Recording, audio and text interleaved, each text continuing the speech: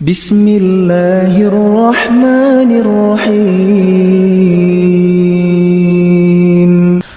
Hadirin Allah muliakan, tidak ada kata yang pantas untuk kita ucapkan pada kesempatan kali ini kecuali bersyukur kepada Allah Subhanahu wa taala atas segala nikmat dan karunia yang Allah berikan dan Allah limpahkan kepada kita, sebagaimana salawat dan salam semoga senantiasa tercurahkan kepada junjungan kita Nabi kita Muhammadin sallallahu alaihi wasallam beserta para keluarga, para sahabat dan orang-orang yang istiqomah berjalan di bawah naungan sunnah beliau sampai hari kiamat kelak. Hadirin yang Allah muliakan, khususnya ibu-ibu sekalian, karena ini awalnya kajian ibu-ibu tapi dibuka secara umum, bicara tentang wanita. Siapa sih wanita yang gak ingin mukanya kinclong gitu loh, mukanya berseri, mukanya bersih? Itulah dambaan banyak wanita, bahkan mungkin 99,99999% wanita ingin wajahnya kinclong. Terus 0,1%-nya pengennya apa? Pengennya kinclong banget gitu loh, atau bingit. Jadi itu keinginan dari, bisa dikatakan hampir semua wanita.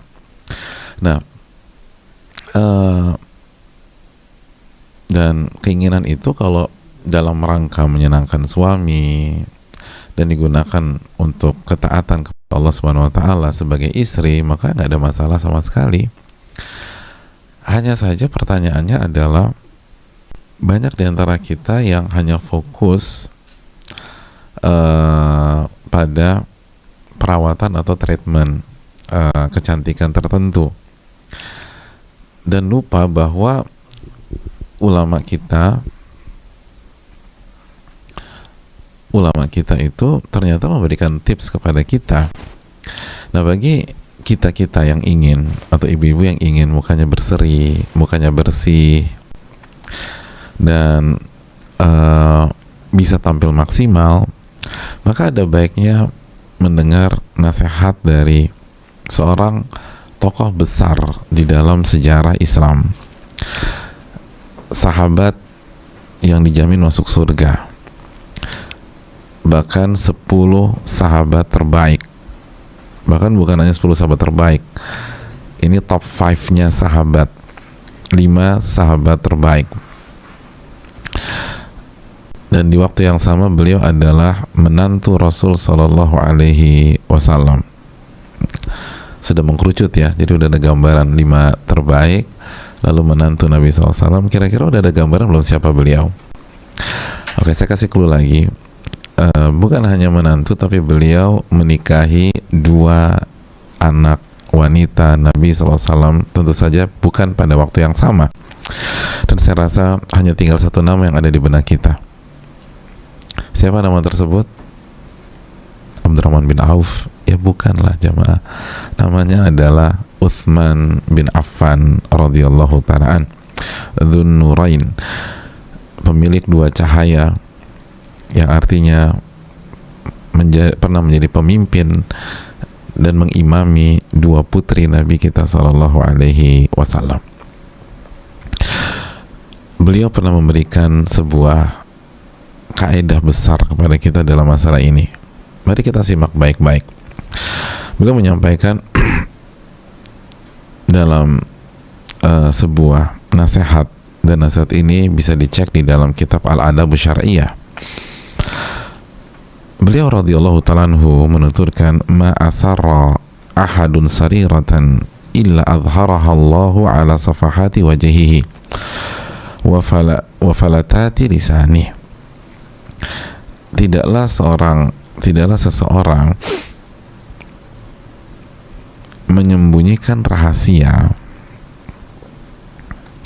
melakukan sebuah amalan rahasia, kecuali Allah Subhanahu wa taala akan tampakkan rahasia tersebut pada wajah dan mukanya. Allah akan perlihatkan rahasia tersebut di wajahnya dan di lisannya secara spontanitas.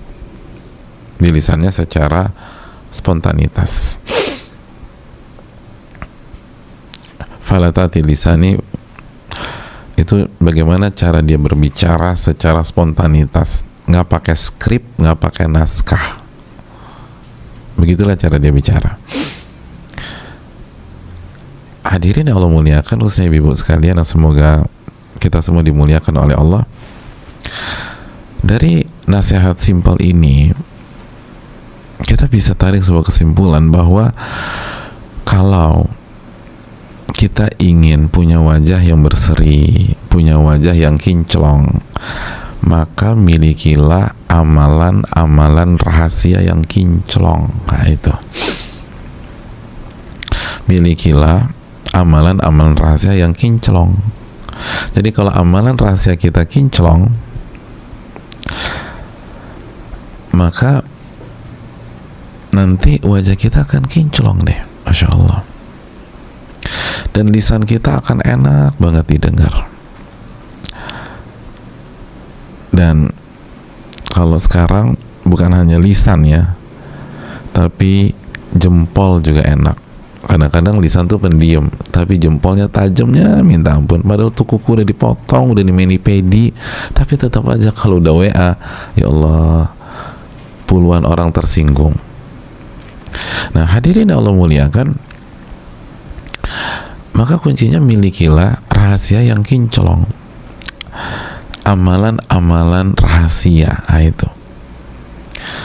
itu akan berpengaruh ke wajah kita, akan berpengaruh ke wajah kita. Kita akan punya air muka yang bagus, air muka yang segar, yang nyenengin, yang orang tuh kayak senang banget ngelihat kita gitu ya, khususnya suami kita.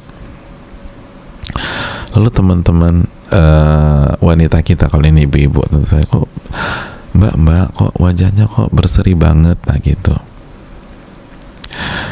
Pasti perawatan. Iya, perawatan dong, masa nggak perawatan? Perawatannya apa? Tahajud perawatannya, nah gitu, Masya Allah. Perawatannya itu sholat sunnah di rumah sendirian, nah itu. Perawatannya itu baca Quran ketika nggak ada orang, Masya Allah. Dan amalan-amalan kinclong lainnya. Dan ini nggak main-main. Yang memberikan tips adalah orang yang terbukti sukses di dunia dan akhirat, orang sosok yang dijamin masuk surga, Utsman bin Affan radhiyallahu taala an. Oleh karena itu bagi kita semua, baik ibu-ibu maupun jika ada bapak-bapak atau ikhwan yang dengar, kalau kita ingin punya wajah yang berseri, kita harus punya waktu sendirian dengan Allah Subhanahu wa taala, lalu kita isi dengan ibadah. Kita isi dengan ibadah. Makanya salah satu tips dari Umar bin Khattab radhiyallahu taala an, Umar bin Khattab, semua orang tahu ya, Umar bin Khattab, kata beliau, khudhu bihadhikum minal uzlah. Kalian tuh harus punya waktu sendirian dengan Allah Subhanahu wa taala, harus punya waktu. Jangan sampai 7/24 jam selalu bersama makhluk dan bersama makhluk. Walaupun sama suami kita, walaupun dengan anak-anak kita atau dengan keponakan kita, sama suami bagus, sama anak-anak juga positif, tapi harus ada waktu, gak ada siapa-siapa kecuali kita dengan Allah Subhanahu wa ta'ala. Harus ada waktu beruzlah gitu loh. Beruzlah itu hal yang dibutuhkan bagi kita yang ingin punya wajah yang kinclong dan kebahagiaan di dunia dan di akhirat, tentu saja, yang jauh lebih penting daripada sekedar muka yang kinclong, tentu saja. Nah itu kuncinya adalah kita harus punya waktu uzlah. Khudhu bihadhikum minal uzlah. Kalian tuh harus punya waktu sendirian dengan Allah Subhanahu wa ta'ala. Itu hal yang penting. Dalam kesempatan lain juga mengatakan al-uzlatu rahatun min khullatis su'. Bersendirian dengan Allah itu adalah saat-saat yang rohah. Itu saat-saatnya kita istirahat dari orang-orang yang buruk. Karena ketika kita sendirian, sejatinya kita hanya berdua-duaan dengan Al-Muhsin yang maha baik, Ar-Rahman Ar-Rahim yang maha pengasih lagi maha penyayang. Betul, suami kita itu sangat mencintai kita. Tapi siapa di antara kita punya suami yang sempurna? Siapa di antara kita punya suami yang gak pernah nyebelin, yang gak pernah marah-marah, yang gak pernah membuat kita sedih gitu ya? Ya namanya suami manusia, sesoleh-solehnya pasti ada waktunya, aduh aku tuh lagi sebel banget sama lakiku misalnya gitu. Padahal sih emangnya lakimu itu jahat? Enggak sih, dia orang yang paling hebat ibadahnya yang pernah aku tahu gitu loh. Tapi yang namanya juga manusia. Tapi ketika kita berkholwat dengan Allah, beruzlah, bersendirian dengan Allah, maka kita sedang bersama zat yang maha pengasih lagi maha penyayang, zat yang maha baik, yang maha bijak, yang gak ada satupun setitik sifat buruk. Makanya rohah itu yang dirasakan para ulama, itu yang dirasakan oleh Umar bin Khattab radhiyallahu ta'ala gitu loh. Kita butuh gitu loh. Lalu kita isi dengan apa? Kalau udah berdua-duaan dengan Allah nih, kita isi dengan apa? Loh kok tidur? Jangan. Al-Imam Sa'id bin Musayyib, pakar fikih terbaik di masa tabi'in, kata beliau, al-uzlatu ibadatun wa dzikr. Kalau sudah kita punya waktu menyendiri dengan Allah, maka itulah waktu ibadah dan waktu berzikir kepada Allah. Gitu. Itu prime time-nya waktu ibadah dan zikir. Salah satu prime time. Jadi hadirin Allah muliakan, dan salah satu manfaatnya ke wajah, tadi kata Utsman bin Affan, ke wajah. Di samping ibu-ibu misalnya perawatan kecantikan dan seterusnya selama tidak haram ya, tapi ini harus dilakukan nih jamaah, ini harus dilakukan. Dan bukan hanya Umar yang mengatakan demikian, bukan hanya Sa'id bin Musayyib yang mengatakan demikian. Salah satu murid terbaiknya Aisyah radhiyallahu ta'ala anha, siapa beliau? Al-Imam Masruq. Al-Imam Masruq pernah menyatakan, innal mar'a lahaqiqun an takuna lahu majalisu yakhlu fiha yadhkuru fiha dhunubahu fayastaghfiru minha. Seseorang itu butuh memiliki momen-momen, majelis-majelis yang tidak ada seorang pun kecuali dia dengan Allah Subhanahu wa taala. Dan di sana dia mengingat dosa-dosanya. Dan di momen itulah dia beristighfar kepada Allah Subhanahu wa taala. Subhanallah. Itu kata para ulama, itu kebutuhan.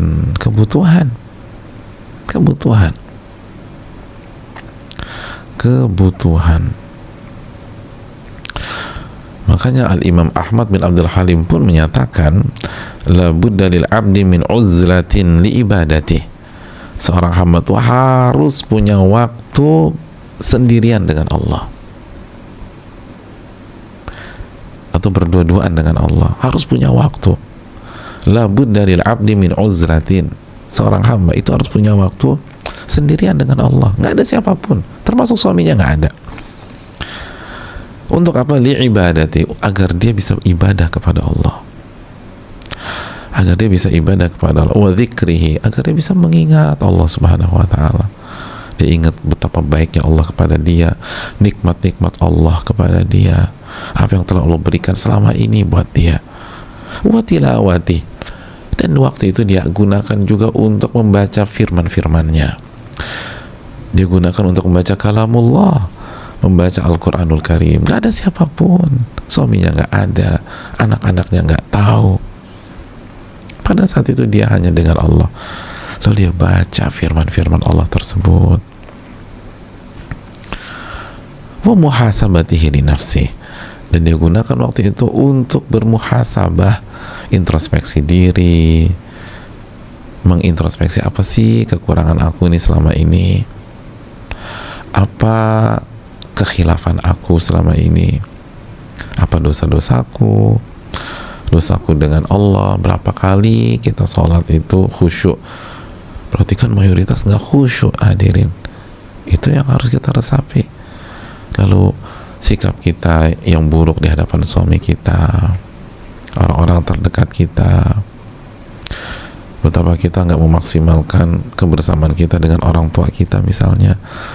Itu saat-saat itulah waktunya kita bermuhasabah wa du'aihi wa istighfari, dan di saat itulah kita berdoa kepada Allah Subhanahu wa ta'ala, kita minta tolong sama Allah. Dan enaknya nggak ada siapapun yang tahu, jadi kita bebas ngemis kepada Allah, kita bebas ngemis kepada Allah, kita bebas minta tolong sama Allah. Coba kalau kita lagi doa atau lagi istighfar, tiba-tiba suami kita bangun dan semua kita belum ngaji, kan jadi curiga, kenapa nih bini gue tiba-tiba nangis sesegukan, minta ampun, jangan-jangan kemarin dia melakukan skandal lagi, padahal mah kita minta ampun karena sholat zuhur kita tadi siang gak khusyuk. Kenapa ya bini gue minta ampunnya sesegukan, yang suami kita belum ngaji, udah mikirnya macam-macam. Adapun kita berusaha meresapi ibadahnya orang-orang soleh. Orang-orang soleh kan melakukan dosa kecil aja rasanya mau ketiban gunung, kan begitu. Tapi orang-orang fasik ngerjain dosa besar seperti menghadapi lalat lalu dia usir tuh lalat, sesederhana itu saja. Oleh karena itu hadirin sekalian, pentingnya kita punya waktu untuk beristighfar, untuk berdoa kepada Rabbul Alamin. Gak ada yang tahu, gak ada yang tahu. Wabu'dihi anisyar wa nahwi dhalik, dan kita minta agar kita dijauhkan dari keburukan. Oleh karena itu hadirin yang Allah muliakan, makanya gak heran Al-Imam Ibnul Jauzi pernah mengatakan, masami'tu wa la ra'aitu kal uzlah rahatan wa izzan wa syarafa wa bu'dan anisu wa anisyar. Aku tuh nggak pernah melihat dan mendengar ada satupun hal yang lebih merilekskan seorang hamba, rileks, membuat mulia seorang hamba, membuat tinggi seorang hamba, dan membuat seorang hamba itu jauh dari keburukan, jauh dari keburukan, dan terjaga agar dia selamat, dan lebih membuat dia menjaga waktunya dibanding uzlah, dibanding uzlah. Itu tadi. Jadi kata Al-Imam Ibnul Jauzi rahimahullah, itu hadirin, uzlah tadi itu menyendiri dengan Allah, itu yang paling membuat rileks seorang hamba, membuat hamba tuh nyaman banget gitu lah jamaah, dan mulia deh, mulia, terhormat, jauh dari keburukan, dijaga agar selamat di dunia akhirat, dijaga waktunya sama Allah, dijaga umurnya. Terus juga kata Ibnu Jauzi ditambah lagi, catat tadi belum disebut, dijaga dari orang-orang yang hasad sama dia, gitu loh. Iya kan, kapan kita terkena atau rentan terkena dampak negatif orang-orang yang hasad sama kita? Saat kita berinteraksi sama manusia kan. Coba kalau kita nggak berinteraksi sama manusia, hidup kita udah sama Allah aja, udah kita nggak dengar orang ngomongin kita apa, atau kita nggak akan dijegal, kita nggak akan ditunjuk-tunjuk dan seterusnya. Udah enak tuh hidup kayak begitu. Jadi masya Allah ya, subhanallah.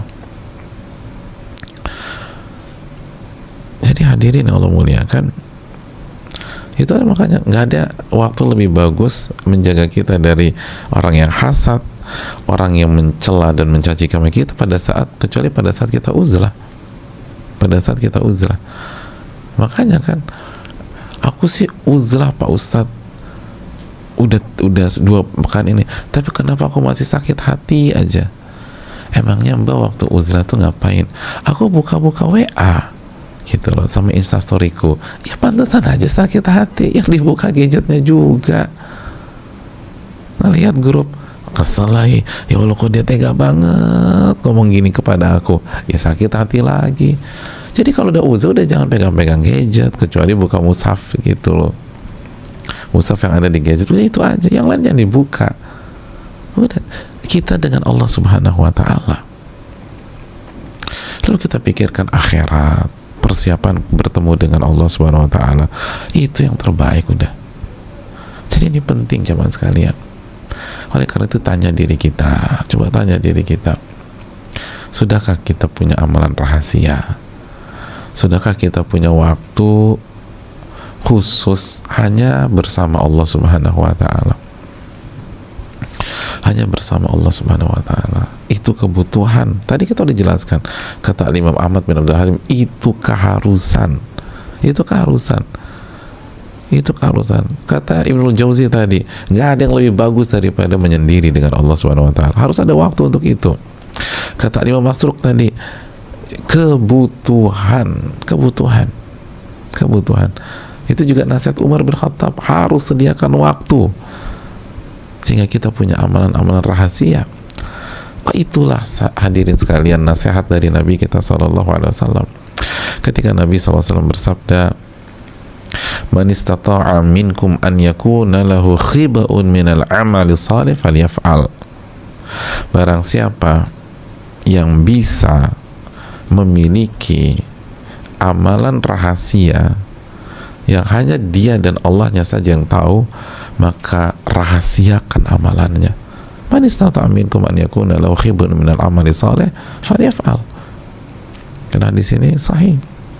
Di antaranya dikeluarkan oleh Imam Ibnu Mubarak dalam kitab Az-Zuhud, terus juga divalidkan oleh Syalbani dalam Sahih Jami dan lain-lain.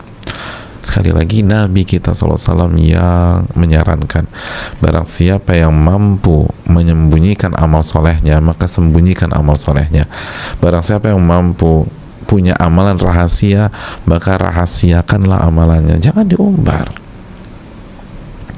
Jangan diumbar, jamaah sekalian. Jangan diumbar. Itu hal yang harus kita camkan bersama-sama. Ini penting. Ini sangat penting. Makanya kan jamaah yang Allah muliakan, para ulama kita tuh semangat banget. Al-Hasan Al-Basri pernah mengatakan begini, walaqad adrakna aqwaman ma kana 'alal ardi min amalin yaqdiruna an ya'maluhu fi sirri fayakunu 'alaniyatan abada.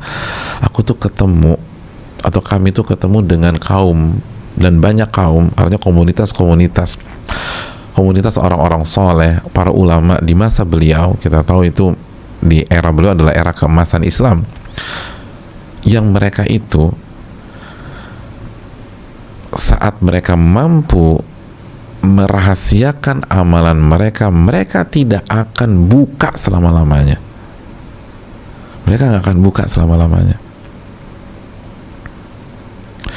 Jadi kalau mereka mampu menyembunyikan, nggak pernah mereka buka. Artinya ketika mereka memperlihatkan amalan mereka, itu karena nggak ada opsi lain. Nggak ada opsi lain. Kalau masih ada opsi merahasiakan, mereka akan rahasiakan. Misalnya apa? Sholat Jumat. Mas, kenapa nggak sholat Jumat udah 3 kali? Rahasia. Aku kerjain di rumah, live dari Mekah. Ya nggak bisa jamaah sekalian. Ini mah berantakan. Sholat Jumat itu harus di masjid, dan kalau di masjid kelihatan orang. Nggak ada opsi lain. Nggak ada opsi lain. Nggak ada opsi lain. Tapi kalau ada opsi menyembunyikan, merahasiakan, mereka akan rahasiakan itu. Mereka nggak akan buka. Mau dirayu kayak mau segala macam. Kamu kemarin tuh nangis kenapa sih gitu loh. Mau dipancung-pancung, kamu lagi berantem ya sama suamimu ya. Wah, kepancing. Enggak, aku tuh tahajud, aku menikmati, aku tenggelam dalam istighfarku. Ketahuan tuh akhirnya. Dipancing gitu, kebuka. Jangan, udah. Jadi hadirin Allah muliakan, itu Hasan Al-Basri, itu ulama-ulama klasik kita gitu.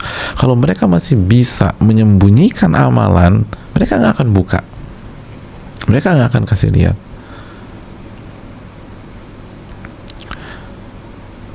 mereka nggak akan kasih lihat.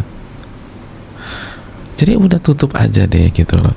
Kalau kita puasa sunnah, bukanya udah nggak usah ada orang tahu. Kenapa kalau pas kita buka, kita posting di grup, selamat berbuka sister, itu biar semua orang tahu Anda lagi berbuka. Jadi ngapain dibuka?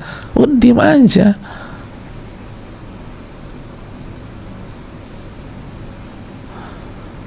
Kalau sahur udah sendirian aja, nggak usah satu grup tahu. Satu grup WA itu berapa sih isinya? 200 orang. Berapa sih satu grup WA? Tuh 250 orang kurang lebih. Jadi udah semua orang tahu kita lagi sahur. Sekali kita posting, 200 orang tahu kita lagi puasa hari itu. Udah sembunyikan, kenapa sih? Ini itu konsepnya Nabi SAW. Kalau Anda bisa rahasiakan, rahasiakan, kata Nabi. Rahasiakan. Rahasiakan, hadirin sekalian. Oleh karena itu jamaah yang Allah muliakan, ini yang perlu kita camkan. Jadi awalnya dari wajah yang kinclong, tapi ternyata ini itu perintah Nabi SAW. Sembunyikan. Dan ini praktek para ulama klasik kita, dan sampai hari ini orang-orang soleh, mereka menyembunyikan amal mereka. Nah hadirin yang Allah muliakan, ternyata khususnya buat ibu-ibu, ternyata ini bukan hanya tentang wajah yang kinclong, ada banyak keutamaan. Nah pertanyaan, apa aja sih keutamaannya biar kita tuh semakin semangat lagi merahasiakan dan menyembunyikan amal ibadah kita? Oke, kita bahas. Yang pertama, selain wajah yang kinclong tadi kata Utsman bin Affan, apa saja yang kita dapatkan kalau kita sembunyikan amalan kita? Yang pertama, menyembunyikan amal soleh itu bukti kejujuran iman kita kepada Allah, bukti keikhlasan kita kepada Allah Subhanahu wa Ta'ala, bukti keikhlasan kita kepada Allah Subhanahu wa Ta'ala. Dan ini nggak main-main ya hadirin, ini bukti keikhlasan kita kepada Allah Subhanahu wa Ta'ala. Jadi kalau kita ingin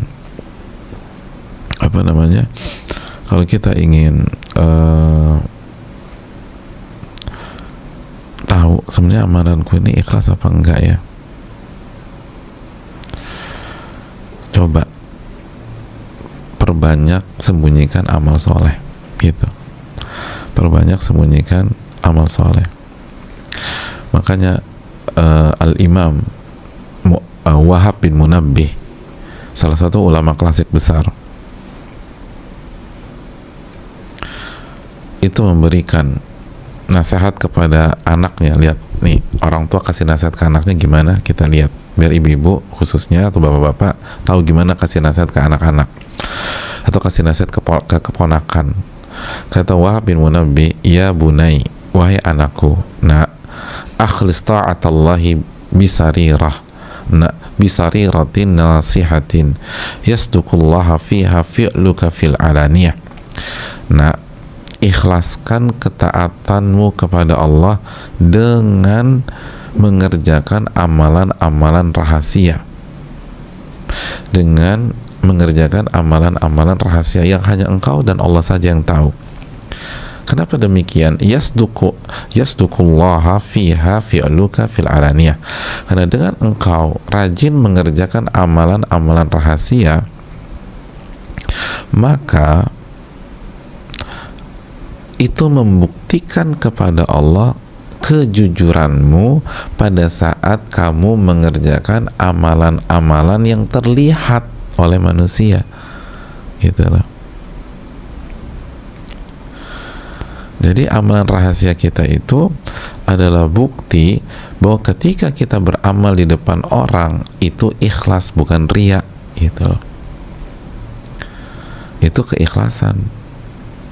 Kalau ibu-ibu nih, jadi sholat ibu-ibu ketika nggak ada siapa-siapa, bacaan Al-Quran ibu-ibu kan ketika sendirian di kamar, itu adalah pembuktian bahwa ketika ibu-ibu berhijab,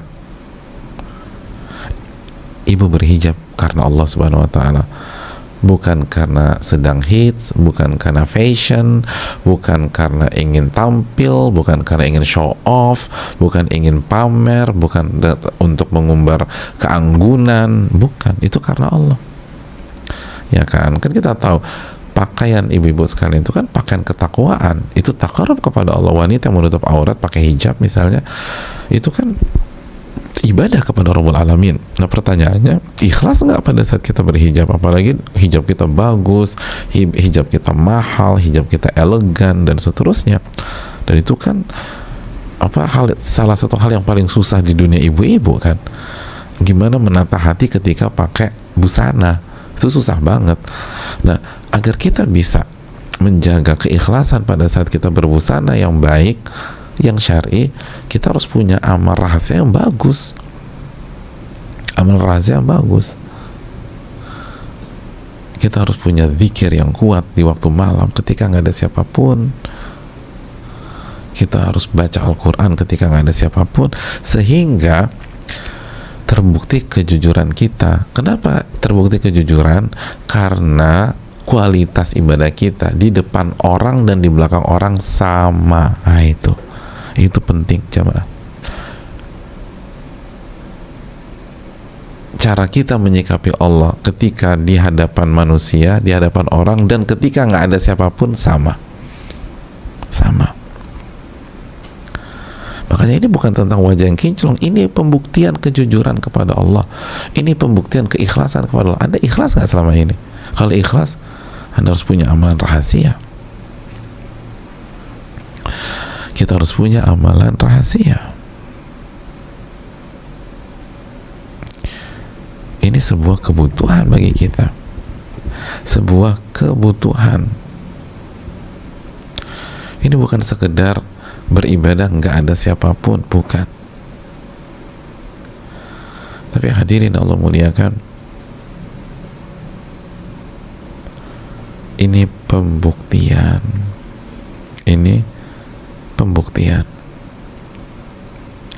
Makanya Al-Fudail bin Iyad pernah mengatakan, kana yuqal min akhlaqil anbiya wal asfiya al akhyar at-tahirah qulubuhum khalaiqu thalatha.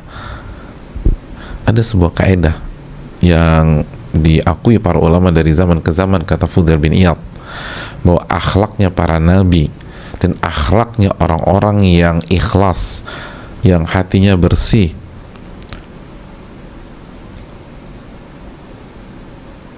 adalah 3 akhlak atau 3 hal. Yang pertama al-hilm, kematangan, kedewasaan dalam bersikap. Yang kedua al-anah, tidak tergesa-gesa dalam bertindak dan bersikap. Jadi matang, dewasa, dan kalau berbicara atau bersikap tenang. Dan yang ketiga hadzun min qiyamil lail, mereka punya waktu dan porsi untuk qiyamul lail sendirian, gak ada siapapun. Itu hadirin, pada saat orang-orang gak ada. Gitu.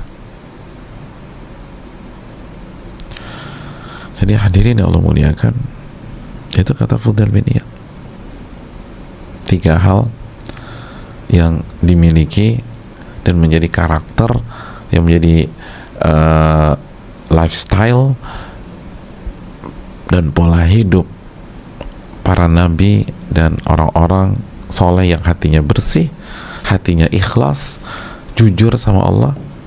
Apa? Yang pertama al-hilm, kematangan, kedewasaan, wal ana, tidak tergesa-gesa dalam bersikap, merespon dan bertindak, semua tenang, calm gitu ya.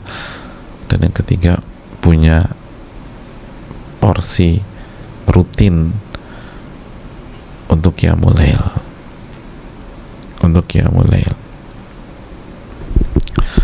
Hadirin Allah muliakan, itu yang perlu kita camkan bersama-sama.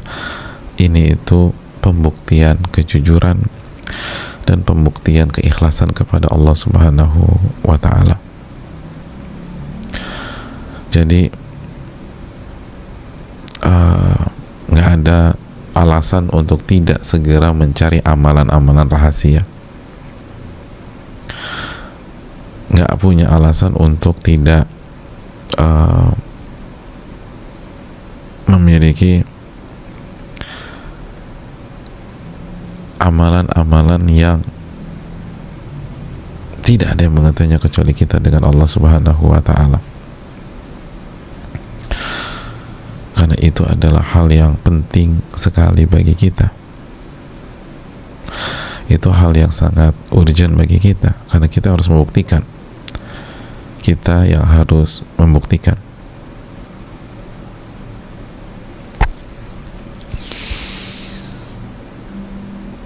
Makanya para ulama kita mengatakan bahwa agama itu, agama kita akan senantiasa baik dan soleh jika rahasia kita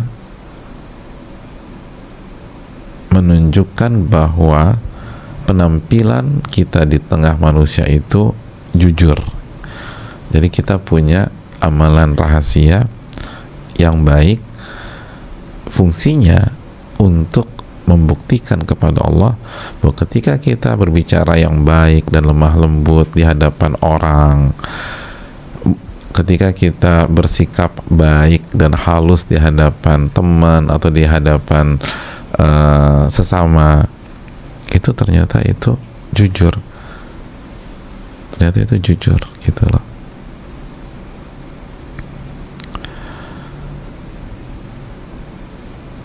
Jadi yang membuktikan sikap kita di depan orang itu kemunafikan atau itu sebuah kejujuran adalah amalan-amalan rahasia kita. Itu hadirin yang Allah muliakan. Baik ketika kita bersama orang-orang terdekat, istri, karena sebagian ulama klasik mengatakan sebagian ulama memasukkan sikap dengan istri itu termasuk amalan rahasia, atau sikap dengan suami dengan pasangan itu termasuk amalan rahasia, maupun ketika tidak ada siapapun, termasuk pasangan kita nggak ada, suami kita nggak ada, dan istri kita pun juga tidak ada. Itu lebih-lebih lagi. Ya. Jadi itu yang perlu kita camkan bersama-sama. Ingin tahu sejujur apa kita dalam hidup? Lihat amalan rahasia kita sekuat apa. Itu enak. Jadi kita bisa buktikan sendiri. Insyaallah ta'ala. Makanya nggak heran wajahnya dibuat kinclong sama Allah, dibuat berseri-seri gitu ya. Pokoknya sejuk aja, walaupun mungkin warna wajahnya itu nggak putih gitu loh, biasa aja, tapi ada keademan gitu loh. Orang ngeliat tuh kayaknya sejuk aja, adem aja, pokoknya senang aja sama dia itu. Nah itu tuh hadirin Allah muliakan. Wallahu ta'ala alam bisawab. Ya, kita lanjutkan. Apalagi nih keutamaan kalau kita punya amalan rahasia dan kita nggak umbar. Yang kedua, ini penting, catat baik-baik. Amalan rahasia itu adalah salah satu sebab yang sangat kuat yang membuat Allah Subhanahu wa ta'ala menjaga diri kita di saat ada ujian besar, ada fitnah besar, dan khususnya musibah paling berat adalah sakratul maut. Itu hal yang perlu kita camkan. Ini kaidah jamaah. Dan sebaliknya, yang membuat kita tergelincir dan hancur di saat-saat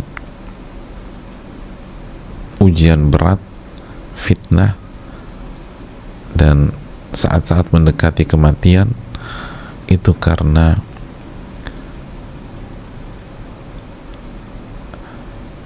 amalan rahasia kita buruk. Amalan rahasia kita buruk. Itu. Amalan rahasia kita buruk. Catat baik-baik kaidah Al-Imam Ibnul Qayyim. Kata Al-Imam Ibnul Qayyim, kata beliau, "Adz-dzunubul khafayat asbabul intikasat wa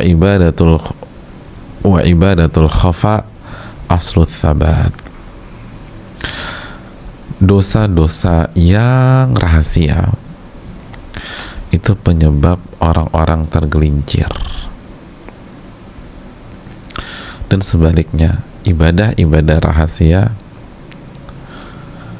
itu yang membuat seseorang kokoh di saat ujian-ujian berat atau fitnah. Gitu hadirin.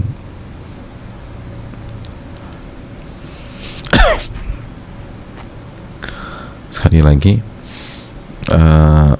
dosa-dosa rahasia, dosa-dosa pada saat kita sedang sendiri gitu ya, itu yang membuat kita tergelincir di saat-saat fitnah atau ujian, atau di detik-detik terakhir kehidupan kita. Sebagaimana ibadah-ibadah rahasia, aslut thabat, itu dasarnya kekokohan. Saya lupa tadi saya terjemahan apa, ini terjemahan yang paling tepat. Aslut thabat, asal, ini pondasinya kekokohan dalam menghadapi ujian besar atau fitnah. Itu jemaah. Makanya apa kata Nabi SAW? Wa inna ahadakum la ya'malu bi amali ahlil jannah hatta ma yakuna bainahu wa bainaha illa dhira' fayasbiqu alaihi alkitab faya'mal bi amali ahlin nar fayadkhulaha. Bahwa sesungguhnya salah seorang dari kalian itu mengisi kehidupannya dengan amal-amal ahli surga, amal-amal ahli surga, sampai jarak antara dia dengan kematiannya tinggal zero aja gitu loh. Sebentar lagi meninggal.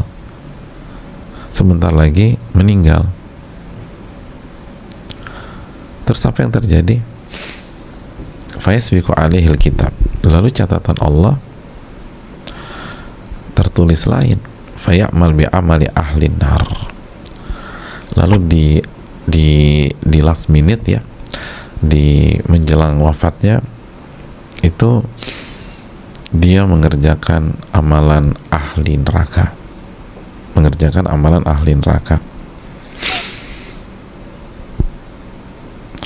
Apa yang terjadi? Fayadkhulaha, maka dia masuk neraka. Gitu jemaah, dia masuk neraka. Puluhan tahun mengerjakan ketaatan, puluhan tahun sholat, berhijab, puluhan tahun datang ke kajian, tapi menjelang wafatnya dia mengerjakan amalan ahli neraka, Apa yang terjadi? Dia masuk neraka. Hadirin yang Allah muliakan, kok bisa seperti itu? Itu kan yang kita khawatirkan. Ngaji bertahun-tahun, aktif bertahun-tahun, tapi akhirnya tergelincir di akhir-akhir perjuangan, di akhir-akhir perjuangan. Oleh karena itu hadirin yang Allah muliakan, dalam riwayat yang lain dalam hadis Muslim, inna rajula la ya'malu zaman at-tawil bi amali ahli jannah. Ada orang, sesungguhnya ada orang yang dalam waktu yang sangat panjang mengerjakan amalan-amalan ahli surga. Thumma yukhtam lahu amaluhu bi amali ahli nar. Lalu dia tutup hidupnya dengan amalan ahli neraka. Na'udzubillah. Thumma na'udzubillah.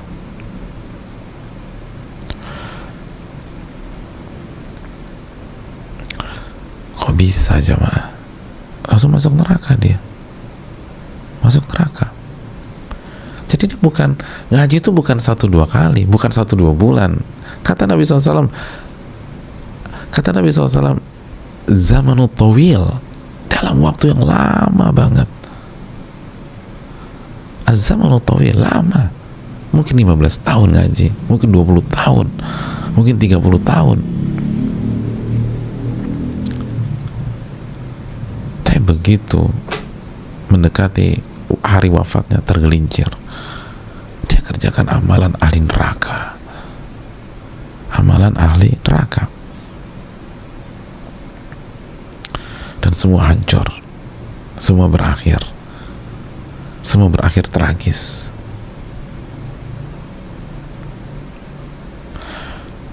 Hadirin, kok bisa? Bukankah Allah tidak zalim? Kok bisa seperti itu? Kenapa? Apa yang terjadi? Apa yang salah?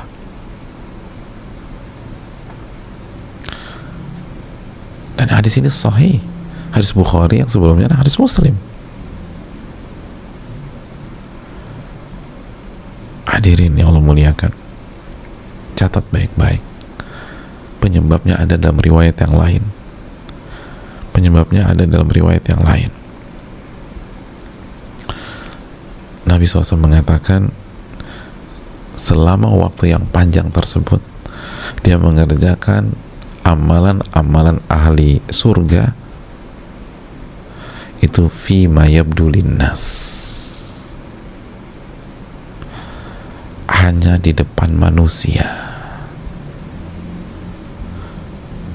Jadi dia baik, dia santun, dia berakhlak mulia, dia jaga lisan, dia sholat, dia kajian, dia jadi panitia, atau dia jadi jamaah yang istiqomah, fima yabdu linnas, hanya di hadapan manusia. Begitu dia hanya sendirian dengan Allah, berubah. Pada saat dia sedang berkhalwat atau beruzlah, yang diisi adalah maksiat-maksiat. Gitu. Emang gak ada yang tahu. Bahkan mungkin suaminya gak tahu. Tapi Allah tahu. Allah Maha melihat. Alam ya'lam bi anna Allah yara. Tidakkah dia tahu Allah Maha melihatnya dan mengetahuinya? Jadi ini bukan kisah tragis. Ini sebenarnya hakikat diri dia, tapi nggak ada yang tahu karena teman-temannya pikir, oh ini orang baik, karena mereka nggak pernah tahu apa yang dia lakukan ketika sendirian, terkesan tragis. Ya Allah, tragis banget ya, kok bisa ya selama ini tuh kita ngaji bareng, tiba-tiba jatuh ke dalam jurang dosa lalu meninggal di sana. Hadirin, Allah tuh nggak zalim. Itu hakikat dia selama ini, cuman Anda nggak tahu aja. Makanya kan kata Ibnu Rajab itu bahwa penyebab su'ul khotimah adalah dosa-dosa rahasia. Itu penyebab su'ul khotimah. Penyebab meninggal yang buruk itu adalah kita tidak menjaga waktu-waktu rahasia kita dengan Allah. Subhanallah. Oleh karena itu sebaliknya, bahwa kunci husnul khatimah, sekali lagi, kunci husnul khatimah adalah punya ibadah-ibadah rahasia, punya ibadah-ibadah rahasia. Makanya sekali kaidahnya, inna min asbabits sabat, sesungguhnya penyebab kokohnya iman, kokohnya diri ini di saat ada guncangan-guncangan dan musibah atau fitnah, ta'atul khalawati fima bainaka wa bainallah, ketaatan yang rahasia antara Anda dan Allah saja yang tahu. Wal muhasabah fima bainaka wa baina nafsik, dan suka muhasabah, introspeksi diri, muhasabah antara Anda dengan diri Anda saja dan Allah. Gitu. Baru yang ketiga, wasuhbah as-salihah fima bainaka wa bainan nas. Lalu kalau bergaul, Anda hanya mau bersahabat dengan orang-orang soleh aja. Itu 3 kunci bisa kokoh walaupun badainya kuat banget. Sekali lagi, yang pertama apa? Ibadah rahasia antara kita dengan Allah. Terus yang kedua, suka muhasabah, suka introspeksi diri, suka ngitung-ngitung dosa dan kesalahan, lalu berusaha diperbaiki. Yang ketiga, kalaupun harus bergaul, kalaupun harus bersosialisasi, kita hanya bersahabat dengan orang-orang soleh. Kita hanya bersahabat dengan orang-orang soleh. Itu yang akan membuat Allah menolong kita pada saat musibah. Wallahu ta'ala alam bisawab. Kita lanjutkan jamaah sekalian. Keuntungan yang ketiga kalau kita punya amalan rahasia. Keuntungan yang ketiga, kita dapat pahala yang banyak, luar biasa. Kita dapat pahala yang sangat banyak dan luar biasa. Hadirin Allah muliakan, Allah berfirman dalam surat Al-Baqarah ayat 271, in tubdus sadaqat fani'immahi, kalau kalian perlihatkan sedekah kalian selama ikhlas, itu baik. Jadi kalau kita perlihatkan sedekah kita selama ikhlas, ya, itu baik. Wa in tukhfuha wa tu'tuha al-fuqara fa huwa khairul lakum.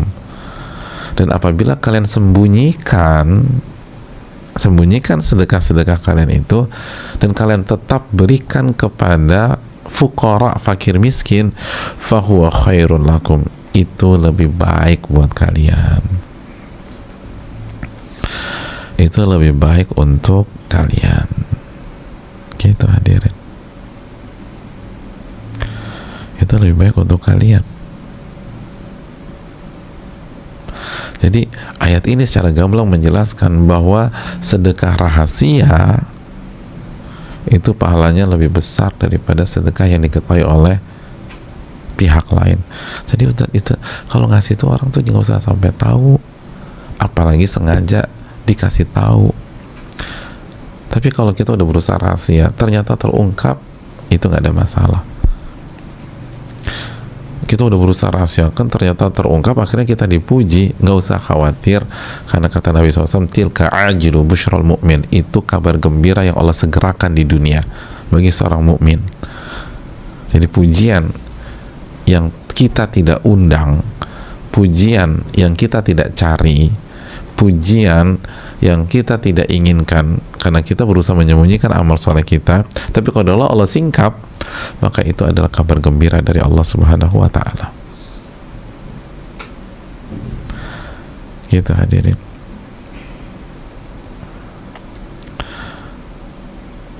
Oleh karena itu yang perlu kita camkan. Dan dalam hadis Bukhari, siapa orang-orang yang akan mendapatkan naungan Allah di hari kiamat? Dari 7 kelompok, lihat 2 yang Nabi sebutkan. Di antara 7 itu, warujulun tasaddaqa bisadaqatin fa akhfaha hatta la ta'lam hatta la ta'lam shimaluhu ma tunfiqu yaminuh. Seseorang yang apabila bersedekah, apabila memberi, dia sembunyikan sampai tangan kirinya tidak tahu apa yang diinfakkan tangan kanannya. Masya Allah. Sampai tangan kirinya tidak tahu apa yang diinfakkan tangan kanannya. Kata para ulama, gini loh hadirin, saya mau tanya sama kita semua, ibu-ibu nih, ibu-ibu, kalau ibu-ibu jemput anak ke sekolah, yang ikut tangan kanan apa tangan kiri? Maksudnya, iya, siapa yang ikut, siapa yang di rumah, tangan kanan apa tangan kiri? Ya dua-duanya lah Pak Ustadz, nggak mungkin salah satu ketinggalan, itu tangan kanan, tangan kiri selalu kompak. Oh gitu, iya. Oke, kalau ibu-ibu ke pengajian, yang ikut tangan kanan apa tangan kiri? Ya dua-duanya lah Pak Ustadz. Artinya adalah tangan kiri itu selalu setia menemani tangan kanan, dan begitu juga sebaliknya. Dan Nabi mengatakan, hatta la ta'lama shimaluhu ma tunfiqu yaminuhu, sampai tangan kirinya nggak tahu apa yang diinfakkan tangan kanannya. Itu menunjukkan bahwa kalau kita ingin dinaungi oleh Allah pada hari kiamat, kita harus punya amalan rahasia, kita harus bersedekah, paling nggak punya lah ada 1-2 hal yang kita sedekahkan, dan amalan-amalan rahasia yang lain, wirid kita, zikir kita, bacaan Quran kita, air mata kita, sholat kita, yang tidak diketahui oleh siapapun, termasuk orang-orang terdekat kita selama ini, orang-orang yang kedekatannya seperti tangan kiri ke tangan kanan. Itu poinnya. Orang-orang yang kedekatannya, kebersamaannya dengan kita seperti kebersamaan tangan kiri dengan tangan kanan. Harus ada sebagian amalan dia nggak tahu, dia tidak tahu. Itu tuh, baru Allah akan kasih naungan pada hari kiamat nanti. Lalu yang terakhir dari 7 golongan itu, warajulun dzakarallah khalian fafadat ainah, seseorang yang berzikir kepada Allah, mengingat Allah khalian, ketika sedang sendiri, khalian, ketika sedang sendirian, lalu air matanya pun menetes dari kedua matanya. Itu yang akan dinaungi oleh Allah pada hari kiamat kelak, yang akan dinaungi oleh Allah Subhanahu wa ta'ala. Seseorang yang berzikir kepada Allah ketika nggak ada seorang pun, hanya dia dengan Allah, lalu air matanya menetes,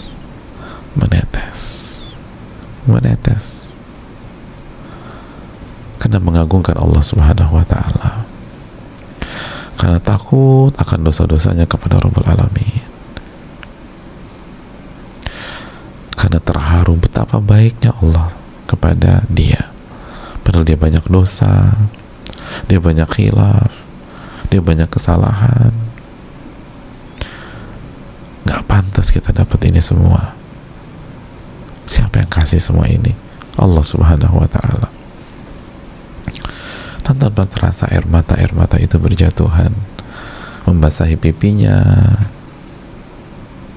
menetes ke sajadahnya atau ke spray kasurnya, dan gak ada yang tahu pada saat itu, gak ada yang tahu, hanya dia dengan Rabbul Alamin. Itu orang-orang yang akan dinaungi oleh Allah pada hari kiamat kelak. Masya Allah, ini pahala luar biasa jemaah, pahala luar biasa. Oleh karena itu,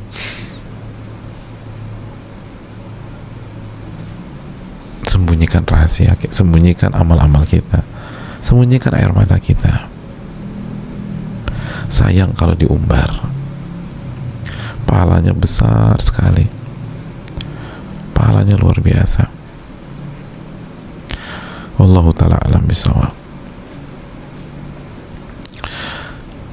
Yang berikutnya jemaah, yang berikutnya, apa sih keuntungan kalau kita punya amalan rahasia? kata para ulama, dan ini nggak kalah pentingnya, amalan rahasia itu pembersih hati dan yang membuat hati kita istiqomah. Pembersih hati. Kita nih yang punya hati kotor, yang punya hati suka hasad,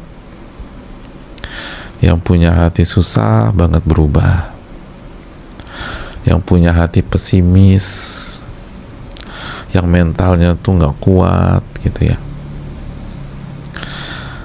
yang punya hati sombong, punya hati sombong, yang bosi,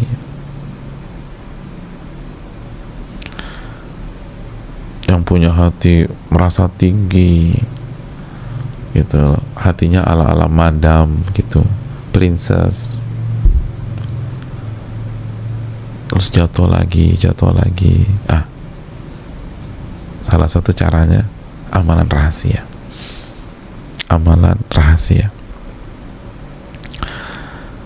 Sebagian para ulama menyampaikan, catat baik-baik kaidah ini, man aktsara ibadata sir aslahallahu lahu qalbahu sya'al abdu am aba. Masya Allah.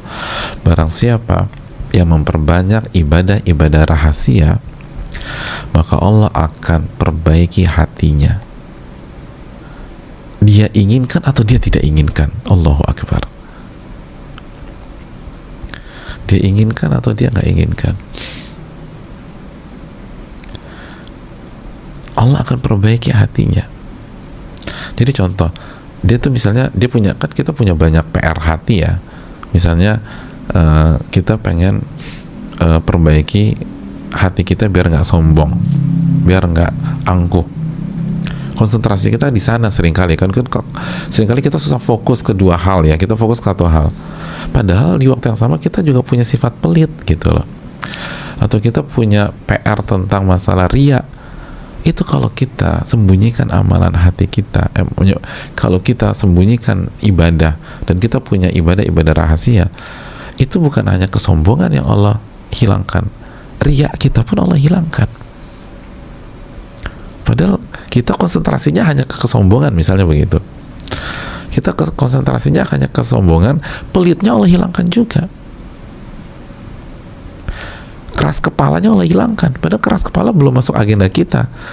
Aduh, ngatasin sombong aja susah banget. Nanti satu-satu deh. Aku yang penting jangan sombong dulu deh. Dihilangkan. Iya ya, enak nih plong. Terima kebenaran enak. Tunduk enak. Merendahnya enak. Gitu jemaah.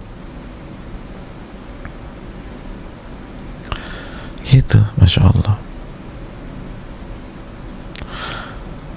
Makanya Nabi SAW itu menambah ibadah-ibadah di waktu malam kan gitu. Makanya apa kata Allah dalam surat Al-Muzammil, ya ayyuhal muzammil qumil laila illa qalila. Wahai orang yang berselimut, qiyamul laila, kecuali di sedikit waktu saja, nisfahu awin qusminhu qalila, kalau bisa setengah malam tuh qiyamul lail, atau kita turunkan sedikit, au zid alaihi warattilil qur'ana tartil, atau ditambah justru, dan bacalah Al-Quran secara tartil. Subhanallah. Makanya nggak heran bagaimana Nabi menjadi manusia yang hatinya paling bersih, karena begitu ibadah malamnya. Dan ibadah malam ibadah rahasia. Itu yang perlu kita camkan jamaah sekalian. Itu yang perlu kita renungkan. Makanya Hudzaifah bin al-Yaman itu pernah ditanya oleh seseorang. Simak baik-baik pertanyaannya. Kata orang tersebut, hal ana minal munafikin, apakah aku termasuk orang-orang munafik, wahai Hudzaifah? Pertanyaannya, apakah aku termasuk orang-orang munafik? Apa kata Hudzaifah? Lihat jawaban Hudzaifah. Atusolli idza khalauta wa tastaghfir idza adnabta. Saya mau tanya sama kamu, apakah kamu sholat ketika sedang sendirian? Kamu sholat nggak ketika sendirian? Qiyamul lail apa enggak? Jaga sholat sunnah nggak ketika sendirian? Dan kamu beristighfar nggak ketika berdosa? Kata orang tersebut, na'am, iya, aku sholat. Kata Hudzaifah, idhab fama ja'alakallahu munafiqa. Pulanglah, karena Allah tidak menjadikan kamu orang munafik. Masya Allah. Pulanglah, karena Allah tidak jadikan kamu orang munafik. Gitu. Kan kita sering, apalagi kadang-kadang kita suka hancur ketika salah lagi, sampai kita bertanya, saya tuh munafik nggak ya? Nah ini cara ceknya. Punya amalan rahasia nggak? Punya amalan rahasia nggak? Orang-orang munafik itu nggak punya amalan rahasia.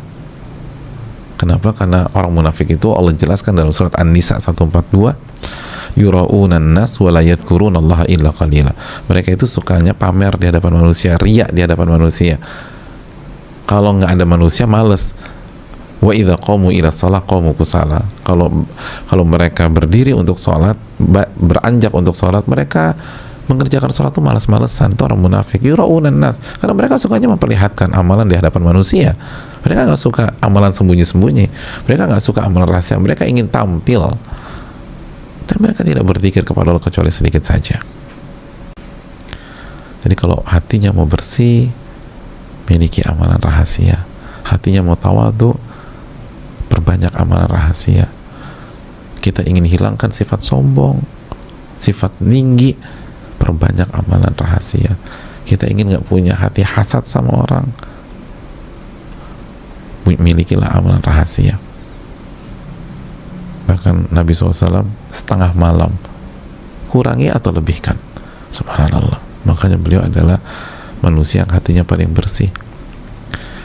Nah, hadirin, ketika hati itu bersih, pastikan pengaruh ke wajah, jamaah. Pasti pengaruh ke wajah. Wajah tuh enak aja dilihat. Mau wajah secantik apapun, kalau hati kotor tuh nggak enak kelihatnya, jamaah. Ini yang perlu kita camkan.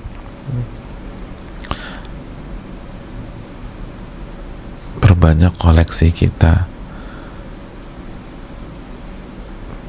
dari amalan-amalan rahasia. Ini yang bisa disampaikan, semoga bermanfaat, dan kita buka sesi tanya jawab. Wassalamualaikum warahmatullahi wabarakatuh.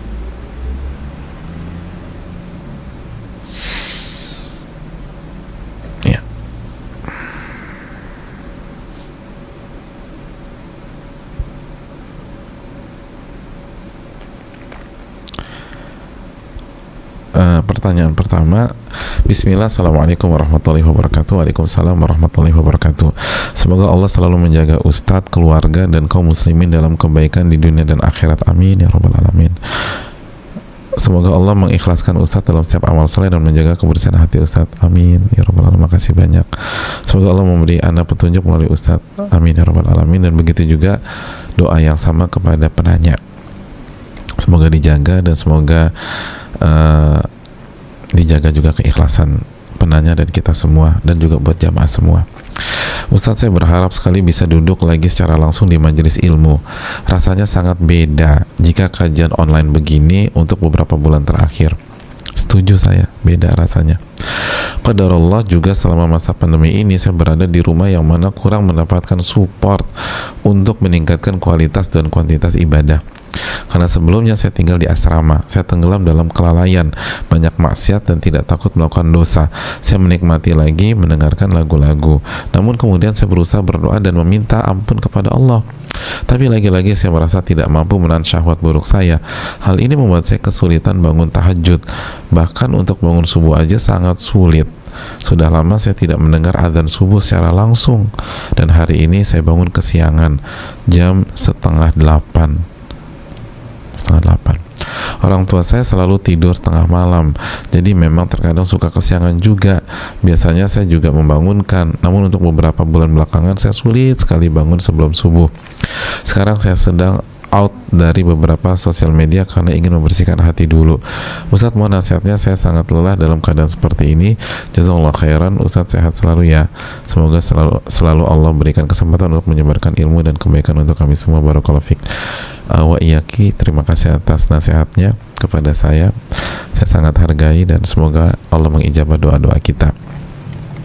Yang pertama, memang cukup fatal ya kesalahannya, kita kesiangan subuh, apalagi subuh bangunnya jam 7:30. Namun di sisi lain saya melihat tanda kebaikan dari pertanyaan ini, karena hanya orang yang berusaha jujur dan berusaha ingin berubah yang berani bertanya seperti ini, berani ngaku sholatnya bangunnya jam 7:30. Dan ini insya Allah awal dari pertobatan, awal dari kebaikan. Maka jujurlah sama Allah Subhanahu wa ta'ala. Terus amalkan surat Al-Fatihah lah jamaah. Iyyaka na'budu wa iyyaka nasta'in. Hanya kepada Allah, hanya kepada Engkau kami beribadah, dan hanya kepada Engkau kami meminta pertolongan. Jadi minta tolong sama Allah gitu loh, agar Allah bangunkan kita tepat waktu. Minimum subuh bangun, syukur-syukur bisa tahajud dulu, minta tolong gitu loh. Sebelum tidur tuh angkat tangan, minta tolong sama Allah Subhanahu wa ta'ala. Tolong ya Allah bangunkan hamba, ya Allah tolong bangunkan hamba. Dan keluarkan air mata kita, nangislah sama Allah, biar Allah tolong kita, biar Allah lindungi, biar Allah bantu kita. Kita ini seringkali lupa minta tolong sama Allah. Padahal Allah berfirman, ud'uni astajib lakum, minta kepada aku akan kabulkan. Jadi kadang-kadang kita tuh minta tolong hanya untuk urusan dunia. Untuk ibadah minta tolonglah kepada Allah. Dan ngemis gitu minta tolong ya Allah, tolong ya Allah, tolong bangunkan saya untuk tahajud dan qiyamul lail. Lalu bangunkan saya untuk subuh. Coba deh, andalkan dulu Al-Qadir, andalkan dulu Al-Qawi sebelum kita andalkan backer kita. Karena kalau Allah Subhanahu wa ta'ala ingin kita bangun, itu nggak pakai backer juga bangun jamaah. Bahkan duluan kita yang bangun daripada backernya yang bangun gitu. Backernya baru bunyi setelah 10 menit kita bangun, jadi duluan kita yang bangun daripada tuh backer. Kenapa? Siapa yang bangunkan? Allah Subhanahu wa ta'ala. Jadi andalkan Allah Subhanahu wa ta'ala, itu yang penting. Terus yang kedua tadi, perbanyak amalan rahasia. Ini kajian kita, amalkan kajian kita, karena ini penanya pertama ini kita baru mulai 5 menit kajian udah nanya, Masya Allah, semangat. Jadi tinggal diamalin kajian kita sekarang. Terus yang tadi ingat, kalau bergaul hanya bersahabat dengan orang-orang soleh yang berusaha menjaga kesolehan, itu penting. Perbanyak istighfar sama Allah, istighfar. Insya Allah bisa. Udah banyak orang yang berhasil Allah tolong ketika dia bertawakal kepada Allah. Ingat, wa man yatawakkal 'ala Allah fahuwa hasbuh. Barang siapa yang bertawakal kepada Allah akan cukupkan. Baru setelah bertawakal minta pertolongan sama Allah, baru kita ikhtiar, kita pasang backer. Kalau nggak bisa 1, 2, kalau nggak bisa 2, 3. Terus kita minta tolong teman-teman kita, tolong bangunin gue ya, lo miss call gue sampai gue bangun gitu. Minta tolong. Kalau orang rumah nggak bisa, teman suruh miss callin terus. Dan kalau ternyata ringtone-nya nggak kencang, ya harus beli backer. Cari backer yang paling kencang gitu loh. Cari backer yang paling kencang. Apalagi kan di asrama ini enak, udah pasang backer yang paling kencang. Kalaupun kita nggak bangun, temen sekamar kita yang bangun dan ngebangunin kita, bangun, kok ini keganggu tahu, kita kayak, oh iya bangun juga gitu loh. Kalau temen kamar kita bangun, temen kamar sebelah kalau yang bangun juga, Masya Allah. Jadi kita bangunin satu lantai, ya Allah ta'ala bisa. Jadi intinya berusaha, berikhtiar, tapi tawakal sama Allah. Dan memang beda, datang langsung kajian dengan ini beda, tapi ini yang bisa kita lakukan. Ya udah, fattaqullah mastata'tum, bertakwalah kepada Allah semampu kalian. Dan kita jangan buka pintu buat si syaitan. Nanti syaitan goda lagi, ya beda, jadi nggak usah kajian online, nanti aja nunggu ketika kajian di masjid dibuka kembali. Akhirnya kita nggak ngaji futur, kita down, dan akhirnya kita tenggelam dalam dosa. Jadi walaupun beda, tetap kajian online, karena hanya ini maksimal, ikhtiar maksimal yang bisa kita lakukan. Wallahu ta'ala bisa, mungkin itu.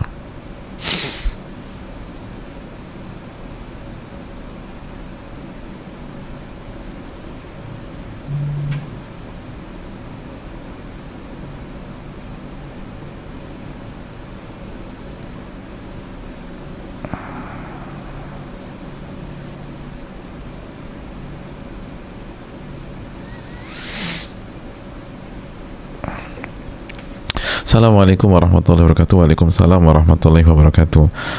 Ustadzuna Muhammad Nuzul Fikri hafidhakumullah wa iyyak.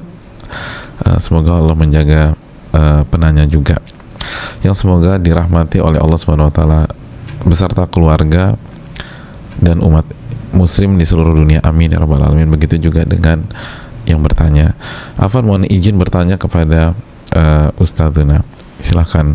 Beberapa hari yang lalu ada yang menuduh saya sebagai pihak ketiga dalam hubungan rumah tangga orang, dikarenakan suaminya di hari itu bertanya tentang jualan saya.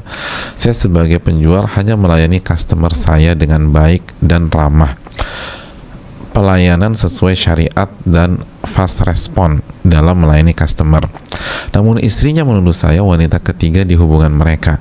Saya tidak kenal mereka berdua sama sekali, tapi mereka mengenal saya. Namun di saat itu juga istrinya berkata kata-kata yang tajam, tuduhan dan tudingan. Lalu saya menjelaskan suaminya menghubungi saya hanya sekedar perihal jualan saya, dan situ pula saya tidak membalas hujatan sang istri, karena saya lebih better membalas dengan hal baik. Ya, better nggak perlu pakai lebih lagi kali ya. Saya lebih better ya. Saya lebih better membalas dengan hal baik dan berusaha melemahkan hawa nafsu saya sendiri biidznillah, karena saya single parents dan penjual di online shop. Apakah tindakan saya sudah betul? Wahai Ustadz, jazakallah khairan Ustadzana, barakallahu fikum, barakallah wa iyyak. Terima kasih atas pertanyaannya. Begitu juga penanya pertama, jazakallah khairan atas pertanyaannya. Jawabannya, alhamdulillah sudah benar, jangan direspon. Masih ingat kajian Riyadhus Shalihin kita, khudhil afwa wa'mur bil urfi wa'arid anil jahilin. Maafkan dan terus mengajak kepada kebaikan, dan berpalinglah dari orang yang bersikap bodoh. Orang yang bersikap bodoh, menuduh orang sebagai pihak ketiga tanpa bukti, itu kan sikap yang bodoh, hadirin sekalian. Jadi nggak usah direspon. Itulah surat Al-A'raf ayat 199. Khudhil afwa, maafkan, tetap ajak yang baik, dan berpalinglah. Jadilah hamba-hamba Allah. Hamba-hamba Allah, masih ingat dalam surat Al-Furqan ayat 63 kalau nggak salah ya, wa ibadur rahmanil ladzina yamshuna 'alal ardi hauna, dan hamba-hamba Ar-Rahman yang berjalan di atas permukaan bumi dengan kerendahan. Wa idza khatabahumul jahiluna qalu salama. Dan orang-orang yang apabila diajak bicara oleh orang yang bersikap bodoh dan berkata-kata bodoh, mereka merespon dengan baik, nggak terprovokasi, tidak terprovokasi. Sama seperti ucapan Utsman bin Affan, barang siapa yang membuat sebuah amalan rahasia, maka akan terlihat di wajahnya yang berseri dan lisannya, gitu loh. Lisan itu cerminan hati seseorang. Jadi kalau orang lisannya sumpah serapah, tajam dan seterusnya, padahal juga nggak benar aja nggak boleh begitu, apalagi nggak benar. Maka itulah kualitas hati seseorang. Nah, kita jangan terpancing. Kita berusaha menata hati, gitu loh. Ingat para ulama, kita sudah sempat sebutkan Ibnu Sahnun misalnya, ketika dicela, dicaci maki orang, beliau hanya mengucapkan jazakallah khairan. Itu aja udah, jazakallah khairan.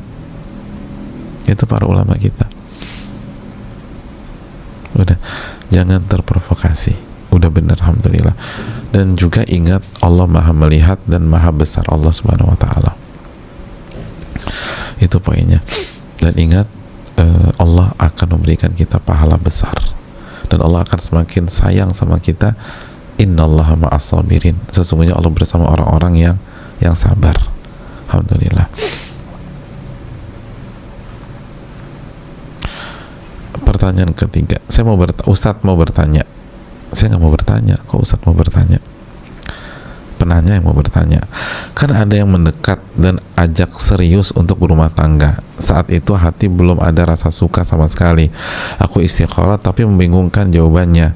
Hati ini mantap tapi justru si laki-laki menjauh, jadi mesti ambil jawaban atau solusinya bagaimana ya Ustadz? Hadirin yang Allah muliakan, setelah kita istikharah, lalu tugas kita tinggal berikhtiar semaksimal mungkin. Lalu lihat Allah dekatkan atau Allah jauhkan, Allah mudahkan, lancarkan atau Allah palingkan.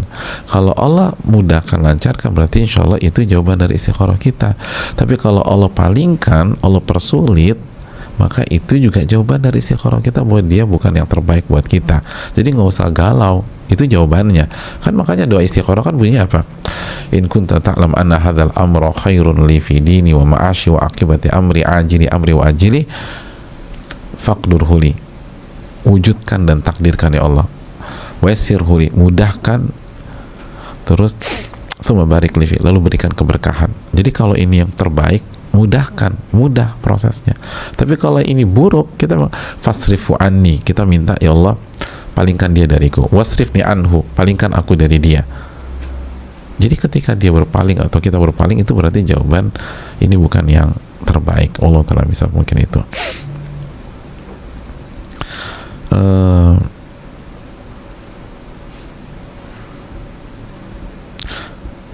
Bismillah, assalamualaikum warahmatullahi wabarakatuh. Ustaz, Afan, Anda mau bertanya bagaimana jika amal ibadah rahasia terpaksa harus terbongkar karena ada uzur, misalnya batas waktu dalam mengerjakan ibadah terbatas, hampir habis sehingga terpaksa harus dikerjakan ketika orang-orang melihat, jazakallah khair. Gak masalah. Tadi kan kita sudah bahas surat Al-Baqarah ayat berapa? 271 ya. Intu budu sodaqat fani immahi. Apabila kalian perlihatkan sedekah kalian yang ikhlas itu, maka nggak masalah, boleh, baik, selama ikhlas. Jadi kalau ada uzur, Allah maha tahu, kita bukan sengaja. Ya nggak boleh itu sengaja nampilin untuk tujuan yang negatif, untuk dipuji. Bahkan kalau menampilkan untuk tujuan positif boleh, tapi hati-hati, jangan bermudah-mudahan. Contohnya kita ingin mengedukasi anak kita, kita ingin kasih teladan buat anak kita. Jadi sekali lagi, ini yang perlu kita camkan. Allah ta'ala bisawab. Jadi insya Allah diperbolehkan.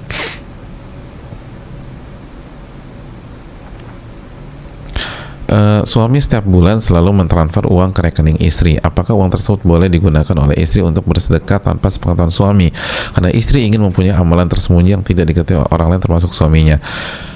Transfer tiap bulan ini untuk apa gitu loh. Tapi kalau uang itu ditransfer oleh suami ke istrinya untuk bayar kontrakan, justru diserkahin, kontrakan nggak dibayar-bayar, ini kan nggak boleh. Jadi ini untuk apa? Kalau untuk nafkah, jadi transfer sebagai uangnya istri, uang istri ini, maka insya Allah diperbolehkan. Dalilnya apa? Dalilnya ketika Nabi SAW mengumpulkan para wanita pada saat itu, lalu Nabi SAW mengatakan, wahai para wanita, tasaddaqna, bersedekahlah kalian. Dan para wanita yang berkumpul bersama Nabi pada saat itu, secara spontanitas bersedekah dengan apa yang mereka punya pada saat itu. Jadi on the spot sedekahnya. Dari sini para ulama mengatakan, apabila itu milik si wanita, uang itu atau harta itu milik si wanita, maka dia boleh sedekah tanpa izin suami terlebih dahulu, asal miliknya ya, bukan uang suami, tapi miliknya dia. Walaupun itu awalnya berasal dari suami. Gitu loh. Kenapa? Karena pada saat itu para sahabiat bersedekah on the spot langsung. Dan alangkah lebih baiknya jika dari awal, kalau mau lebih safety ya, lebih aman, ya udah dari awal istrinya minta izin secara global. Pokoknya kalau ada apa-apa boleh ya aku berikan.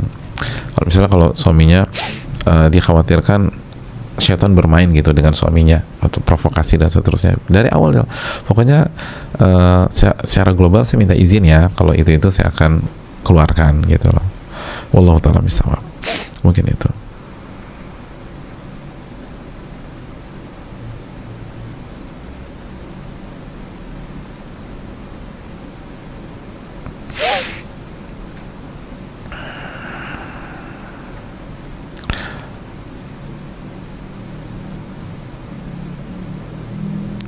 Assalamualaikum warahmatullahi wabarakatuh. Waalaikumsalam warahmatullahi wabarakatuh. Semoga Allah subhanahu wa ta'ala senantiasa menjaga dan memberkahi Ustadz, keluarga, dan seluruh kaum muslimin dimanapun berada. Amin ya rabbal alamin. Begitu juga penanya. Mohon maaf, izin bertanya Ustadz terkait menyembunyikan, merahasiakan amal soleh kita. Apakah ketika kita share catatan kajian yang rutin kita ikuti termasuk menampakkan amal soleh kita? Apa baiknya catatan kajian cukup kita keep dan amalkan sendiri sebagaimana amal rahasia? Syukran wa jazakallahu khairan Ustadz. Terima kasih atas pertanyaannya. Yang pertama, ini penting, kalau maksudnya share catatan secara umum, maka ini bukan hanya berkaitan dengan amal rahasia, tapi adabnya kita harus minta izin sama guru kita atau ustadz kita, karena di share secara umum. Itu adab dalam dunia ilmu. Bahkan dulu saya ingat banget, ada salah satu teman sekelas itu catatannya komplit banget dalam ilmu usul fikih, lalu saking komplitnya di share ke kita semua, bahkan bukan hanya buat kita ke adik kelas kita juga. Begitu syekh kita tahu, hafizahullah ta'ala, beliau tuh tegur, kalau ingin men-share secara umum tolong kasih ke saya dulu, karena bisa jadi tulisan Anda tuh salah, karena ini udah secara umum, kalau salah semuanya salah. Tapi kalau misalnya share-nya hanya ke 1-2 pihak, terbatas lah teman kita atau pasangan kita atau sahabat kita, udah 1-2 orang aja, maka insya Allah nggak ada masalah sama sekali, dan ini tidak termasuk menyembunyikan amal, karena namanya majelis ilmu kan memang terlihat gitu loh. Majelis ilmu memang terlihat. Wallahu ta'ala misal, mungkin itu. Wallahu ta'ala. Ya. Saya rasa cukup sampai di sini. Terima kasih banyak atas atensi dan perhatian, dan mohon maaf tidak semua pertanyaan bisa terjawab, tapi insya Allah yang bertanya sudah mendapatkan pahala bertanya, karena bertanya tuh juga ada pahalanya jamaah sekalian, karena mengamalkan perintah Allah, fas'alu ala dzikri in kuntum la ta'lamun, bertanyalah kepada ahli ilmu jika kalian tidak mengetahui, dalam surat Al-Anbiya ayat 7. Jadi insya Allah walaupun tidak terjawab karena keterbatasan ilmu saya dan keterbatasan waktu juga, tapi yang bertanya insya Allah sudah mendapatkan pahalanya.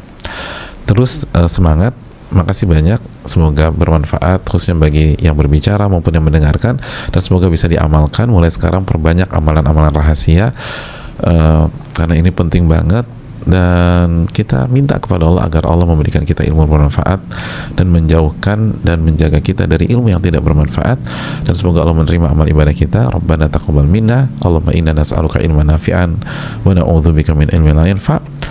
Subhanakallahumma bihamdika asyhadu an la ilaha illa anta astaghfiruka wa atubu ilaik. Assalamualaikum warahmatullahi wabarakatuh.